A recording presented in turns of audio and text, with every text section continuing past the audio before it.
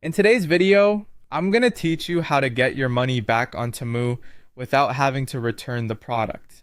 This process is incredibly helpful if you ever find yourself in a situation where returning an item is impractical or the product is faulty. So let's dive right into it and guide you step by step through the straightforward process.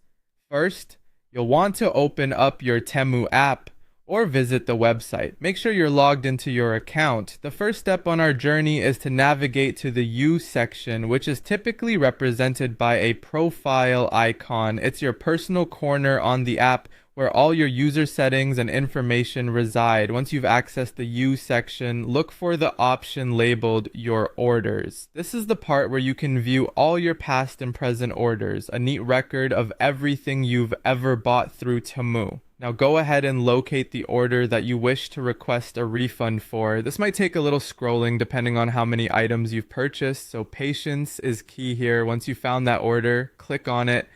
You'll be greeted with a detailed view of the transaction, complete with product details and order history. This page is essential because it houses all the information needed for the refund process. Next, you'll need to choose a reason for the refund. Temu provides a range of options that you can select from. Be honest and accurate with your choice. This helps expedite the process and provides Temu with valuable feedback on their products and service. And remember, if the item is low in value, incorrect, or damaged, it might not require you to send it back, which is a real plus in terms of convenience. After selecting your reason, the next step is to submit the refund request. Make sure all your information is correct before you hit submit.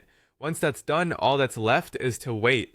The team at Temu will review your request and notify you with their decision. Normally, you'll receive this update via email or through an in-app notification, so keep an eye out for that as you wait for their response. Something to note here is that refunds can be processed without requiring the product's return if it meets certain criteria like being of low value, damaged, or incorrect. It's wise to be aware of this policy as it can save you the hassle of packaging and sending the item back, and there you have it.